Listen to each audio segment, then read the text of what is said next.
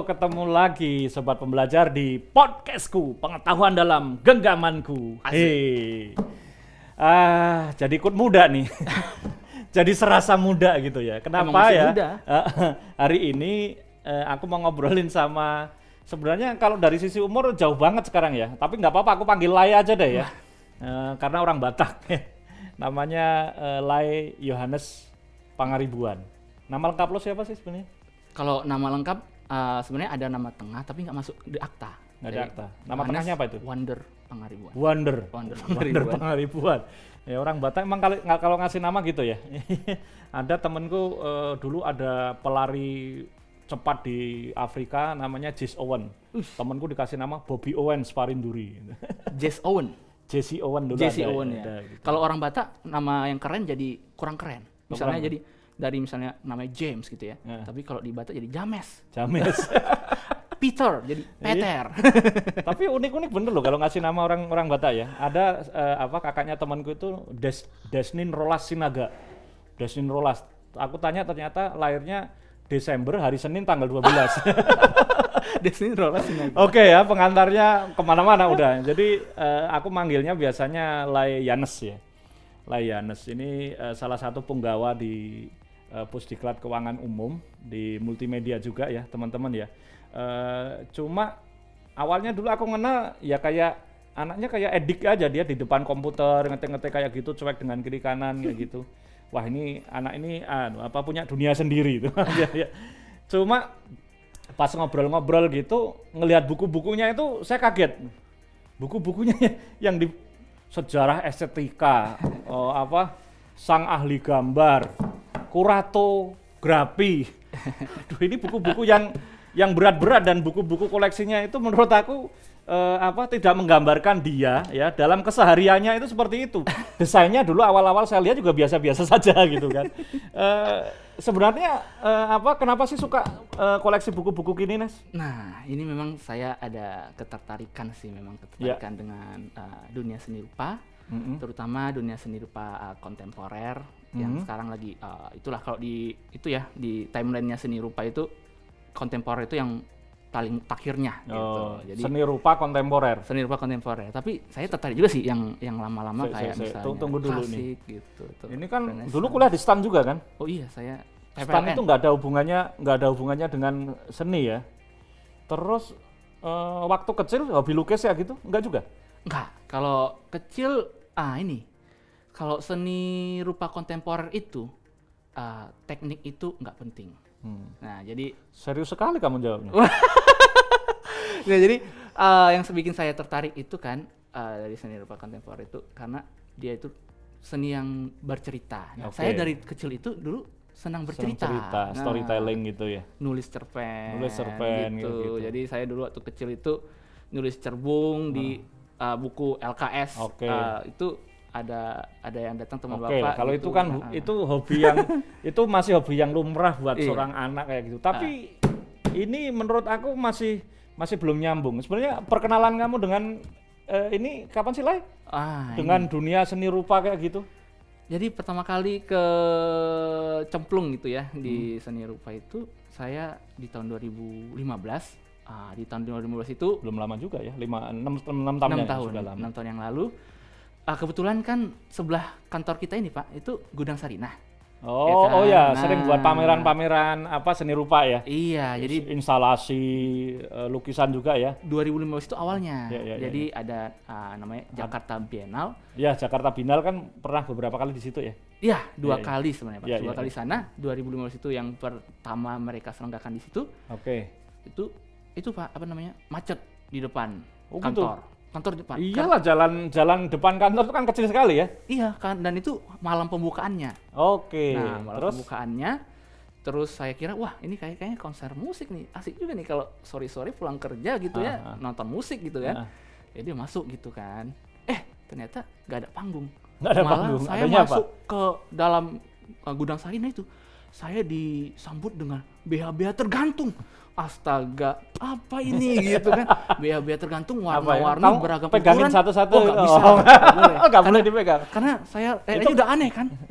Terus instalasi ya, seni instalasi. Seni instalasi itu karyanya seniman Jogja Agung Kurniawan gitu ya.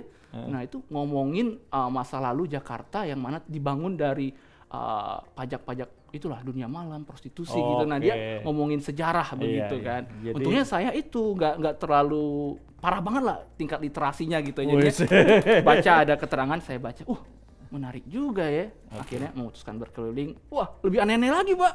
Gitu. Barang-barangnya itu. Tapi awalnya emang melihat karya, bukannya sekedar dilihat, tapi dilihat mengapa dia membuat karya itu. Iya. Ternyata itu merupakan istilahnya final artwork dari sebuah proses berpikir, dari kejadian yang ya mungkin bisa sejarah, kejadian realita yang ada di lapangan, bisa juga kritik gitu ya. Iya, jadi itulah saya kagumnya itu sama kreativitas seniman itu ya. Mereka itu bisa ngangkat isu, terus mereka pengen mengkritiknya, tapi cara itu puitis gitu.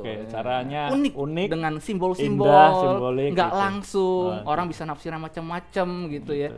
Nah itu bikin dan bentuknya juga visualnya bisa berbeda-beda ya.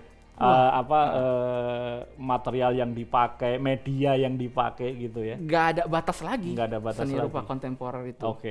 Nah, baru sejak itu baru kemudian penasaran sama apa sih sebenarnya seni rupa kontemporer itu. Baru ngoleksi buku-buku yang nggak jelas ini. Nah, sejak Jakarta Biennale tuh saya berkeliling-keliling gitu ya Pak ya. Saya pun akhirnya mikir, wah, yang keren sebenarnya bukan senimannya, tapi kuratornya. Karena kurator itu dia bisa karya-karya yang beragam itu, berbagai jenis itu disatukan dalam satu payung gagasan gitu ya, nyambung semua ngomongin satu hal gitu. Wah, saya waktu itu mikir, wah kayaknya asik nih jadi kurator nih. Wah gitu. Jadi akhirnya waktu itu saya memutuskan, pengen belajar jadi kurator. Ya kalau nggak kurator ya kritikus lah gitu. Nah, akhirnya ya memutuskan lah untuk beli bukunya, ikut diskusinya gitu. Sering ikut diskusi juga pada akhirnya. Diskusi membahas pameran ya sering. Menurut aku prosesnya Anes ini lumayan unik ya, sobat pembelajar ya. Saya meskipun tatarannya nggak segila itu, jelek-jelek juga pelaku seni. Saya lukis juga dulu sempat ngikutin, tapi utamanya kalau di Indonesia aku ngamatinya kan di fotografi.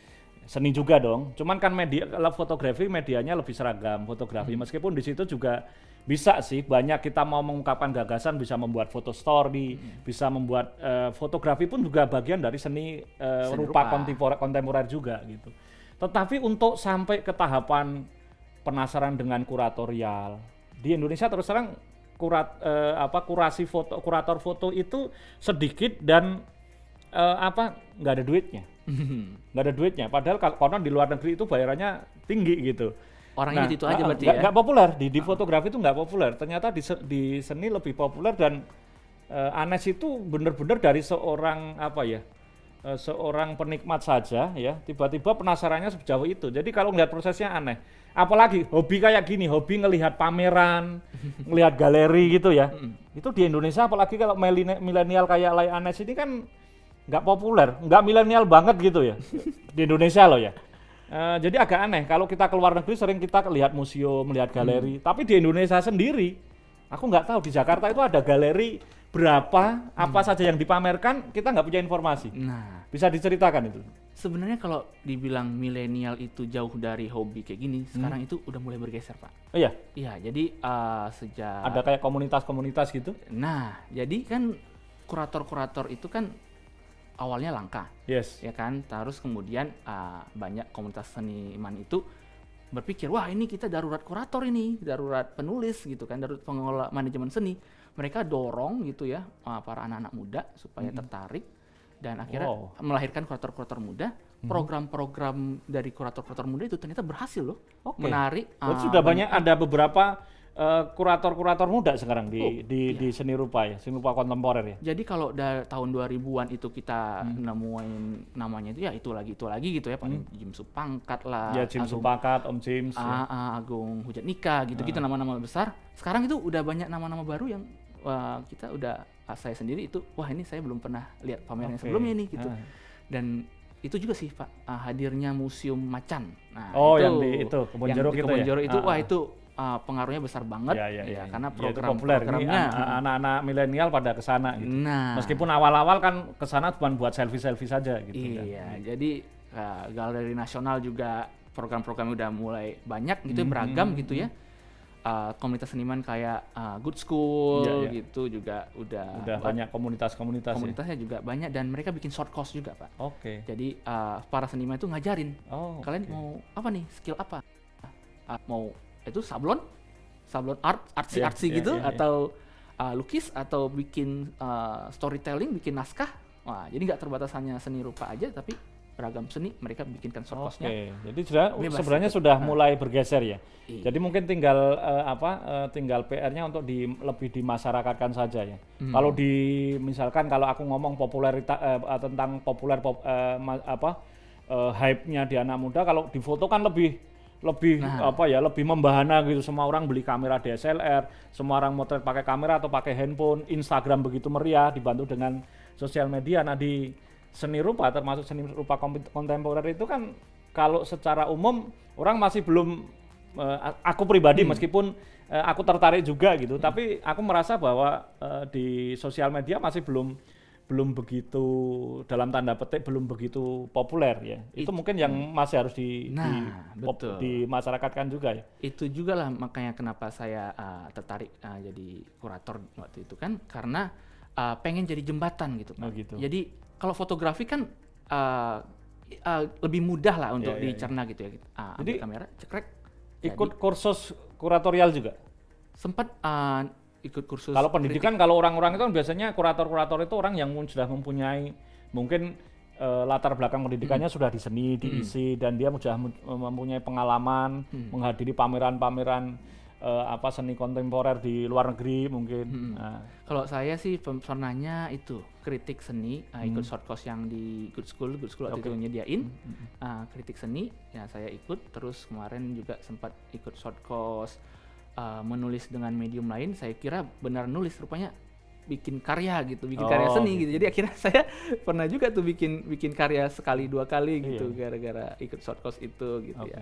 Jadi kalau boleh aku bilang, Lay Anes itu sekarang pun di seni rupa kontemporer pun juga berproses ya. Dari tadinya penikmat, penasaran, mendalami. Bahkan aku baru tahu juga itu sampai ikut kursus kuratorial, bikin kritik kayak gitu.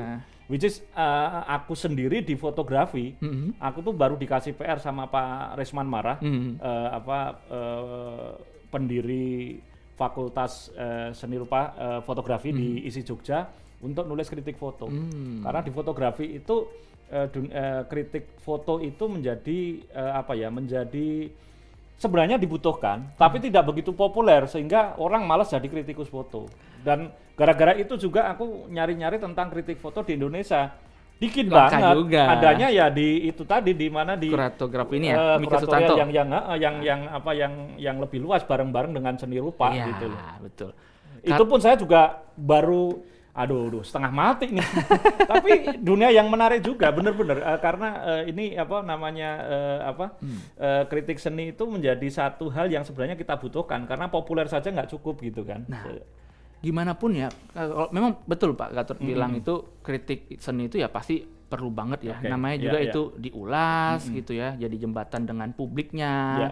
Itu kan fungsi kritik sebenarnya nggak hanya mencari kekurangan, tapi menjadi jembatan tadi itu sangat penting sih memang melalui tulisan. Jadi tetap aku juga sebenarnya senang juga sih dengarnya Lay Anes itu bergerak ke arah sana ya.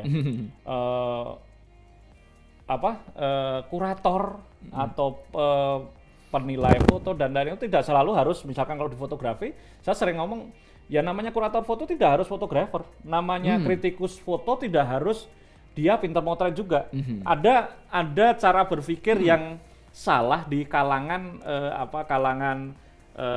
seniman, mungkin kalau bilang kayak di foto atau di tempat lain gitu. Ketika fotonya atau karyanya dikritik orang gitu, dia sering nanya, siapa sih ngkritik? Karya dia seperti apa sih? Kayak karya kamu bagus saja, main kritik saja. Ini kejadian bener gitu loh. Nah, sampai saya bilang bahwa ya itu tadi, sebenarnya kalau kita itu mempelajari dunia kritik seni, kita pelajari, kita Dalami. benar-benar kita dalamin kayak gitu, meskipun kita tidak punya latar belakang seni atau bahkan kita bukan pelaku seni dalam arti bahwa pelaku seni kita si artisnya gitu kan. Itu kan sah-sah saja. Oke, dan mereka biasanya lebih fair, yang penting wawasannya luas dan ikutin perkembangan gitu. Betul kan. Itu dia. Kritik seni itu kan nggak harus kita dari tekniknya, tapi kita bisa nempatin karyanya Pak Gatot ini dalam perkembangan fotografi itu posisinya di mana sih? Ya, gitu kan. Di masa lalu apa sih kebaruan yang dihadirkan Pak Gatot Cileh gitu kan. Nah, itu kan wawasan saya jadi itu jadi perlu. Awal ngobrol ini tadi saya under expect sama dia gitu. Ngomongnya sekarang agak berat juga nih buat saya gitu kan. Itu karena terbawa buku-buku ini, Pak nih. Oh gitu ya. Nah, bahasa-bahasanya ya gitu. Kamu bacanya kapan sih? Perasaan nggak pernah, ini kan kayaknya bacanya kalau lagi nggak ada e-learning, Pak. Oh, aduh gitu, jangan menarik banget. Jadi aku sebenarnya awalnya waktu masuk di Pusdiklat KU ya teman-teman ya, sobat pembelajar, saya tuh di sini nanti teman ngobrol saya siapa, ngobrol informal terutama ngomong masalah seni, masalah desain ya gitu kan. Tak lihatin kayak gitu, desainnya awalnya biasa-biasa banget, tapi ternyata bacaannya berat dan ketika saya ajak ngobrol gitu, emang ini manusia agak berbeda gitu ya. Tapi memang Pak kalau misalnya desain itu ya, kenapa? Itu memang kalau kita mau jago desain, jangan dari seni kontemporer deh, jangan. Jangan. Mending seni modern atau seni klasik gitu. Kenapa? Karena seni kontemporer itu udah benar-benar hukum-hukum warna, hukum-hukum komposisi, tabrak sana tabrak sini gitu. Sedangkan desain kan bagaimana itu bisa menyampaikan pesan. Gimana pun gitu juga kan? seni kontemporer itu, seni rupa kontemporer itu ada ketika sudah ada yang klasik duluan kan. Nah, iya. Artinya kalau kita mau belajar ke sana, ya ini dulu dong, pahami gitu. Betul. Jadi istilahnya kalau mau breaking the rules, kita tahu rulesnya dulu gitu kan. Betul sekali. Rulesnya, sejarahnya, filosofinya kita belum tahu, sudah main, wah saya bikin seni instalasi ini, wah. Karena hasilnya diketawain nanti. Kontemporer itu kan sebenarnya dia mengolok-olok gitu, ngejekin yang ya kan itu kalau itu kan tren ya. Misalkan tren seni kontemporer 80-an itu cenderung apa? Ini kan biasanya dipengaruhi oleh situasi, kondisi mungkin politik, ekonomi, budaya pada saat itu juga gitu. Betul. Makanya seringkali ya itu tadi kayak semacam ada yang olok-olok itu tadi gitu kan.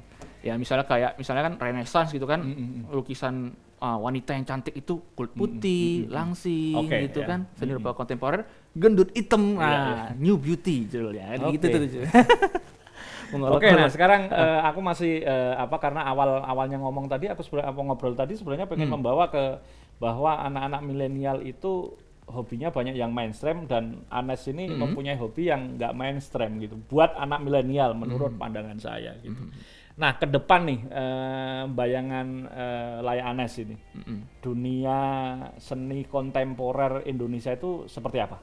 Nah, kalau kontemporer itu ini sebagai mungkin sekaligus nanti ngasih tahu juga ke teman-teman bahwa ngajakan bahwa seni kontemporer itu menarik dan kita bisa nikmatin di mana gitu. Oke. Gitu ya, sebagai closing statement deh gitu. Seni rupa kontemporer Indonesia ini sekarang udah itulah, apalagi gara-gara pandemi ya. Jadi sekarang itu udah makin inklusif gitu, makin melebur dengan macam-macam, udah orang-orang tiba-tiba bisa mengakses gitu ya karena bisa online tadi. Dan tidak hanya itu Pak, nggak hanya seni itu sebagai sesuatu yang adanya di galeri aja gitu, tapi udah jadi praktik sosial gitu, udah jadi praktik yang sehari-hari gitu.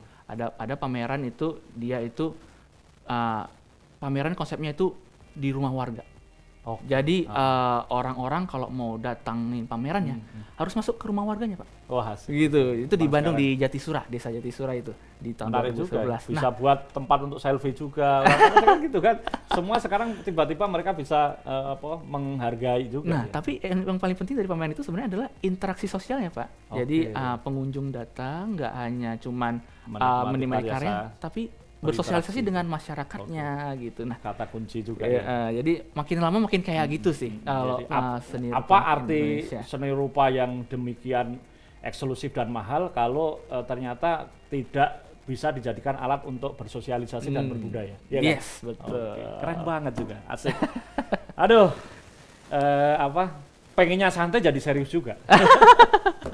Oke, sobat pembelajar ya, keren banget ternyata ya.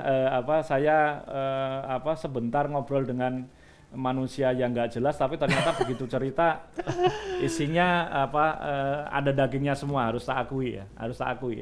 Jadi saya ngobrol awal dengan seorang Yohanes Pangaribuan itu tadinya saya pikir anak muda yang ya kayak anak muda biasa, ternyata koleksi gini buat gaya-gayaan, tapi ternyata enggak ya. Dia dalamin bener dan dia berkegiatan serius ternyata di dunia yang jauh banget dari pekerjaan aslinya di keuangan gitu ya. Ya, keren banget. Thank you Mauliate Lai. Thank you. Sama-sama, Ya, Pak. oke, sobat pembelajar ya.